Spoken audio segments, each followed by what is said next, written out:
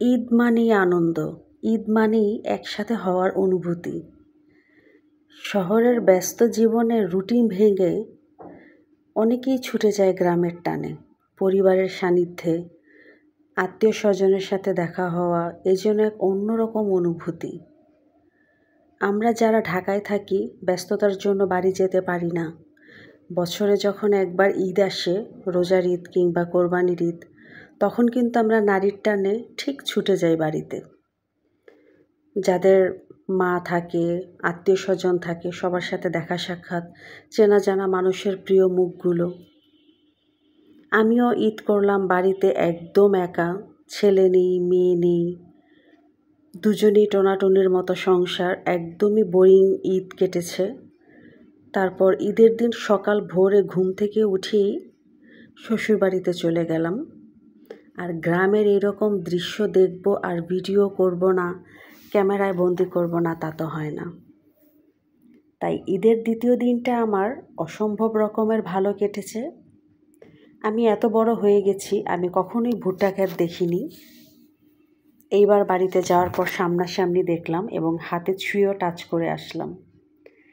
গ্রামের মেঠো পথ ধরে হাঁটতে হাঁটতেই গাড়ি তো চেঞ্জ করলাম, অটোতে চলে আসলাম, তারপর কিছুটা পথ হেঁটে বাড়িতে ঢুকে পড়লাম। আর ঈদের পরের দিন ছিল আমার ভাসুরের বাড়িতে দাওয়াত। আমার আরও যারা ভাসুর ঢাকাতে যারা থাকে সবাইকে দাওয়াত করা হয়েছে। ঈদের পরের দিন একসাথে হবে সব ভাই বোন, আরও যে ভাতিজা আছে, ভাতিজা বিয়ে করেছে, শ্বশুরবাড়ির লোকজন সবাই একসাথে ঈদ আনন্দ। তো আসার পরে শাশুড়ির সাথে একটু কথা বলেই দেখলাম রান্নাঘরে আমার ভাতিজা বউ রান্না করতেছে, আমার জা রান্না করতেছে। এত গরমের ভিতরে এরা বিশাল আয়োজন রান্নাবান্নার। তো একা একা নিজ হাতে ওনারা কাজ করতেছে, আর আমি এমন একজন মানুষ, আমি এটা দেখে বসে থাকবো মোড়া নিয়ে, একদমই তা না।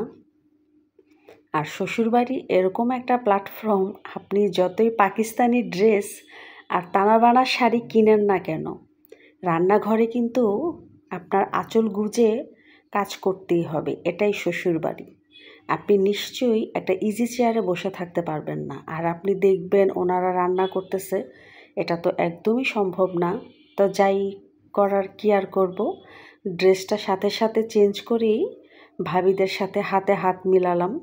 আমি যতই হাতে মেহেদি পরে আসি না কেন, শ্বশুরবাড়ি মানেই কিন্তু সবার সাথে ভাগাভাগি করে, তবেই আপনি তাদের কাছ থেকে ভালোবাসা পাবেন। এটা শুধু আমার শ্বশুরবাড়ি বলে কথা না, প্রত্যেকটা মেয়েরই কিন্তু তাই হয়। ওনারা কাজ করবে, আমি বসে বসে খাবো, এটা হবে না। আমাকে কিন্তু কেউ বলেনি যে আমি রান্নাঘরে আসব। আমি নিজে থেকেই ভাবিদের সাথে সাহায্য করলাম। মোটামুটি অনেক কিছু আমার মেজো জা রান্না করে ফেলছে। কিছু কিছু রান্না ছিল ভাতিজা বউও রান্না করতেছে।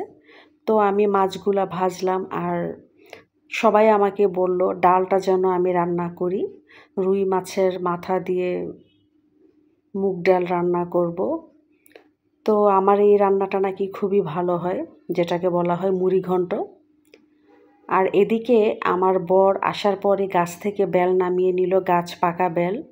বেল দিয়ে শরবত বানাচ্ছে, যেহেতু অনেক গরম ছিল, আমরাও অনেক দূর থেকে এসেছি, প্রচণ্ড গরম। আর গ্রামের বাড়িতেও কিন্তু অনেক দূর হাঁটতে হয়।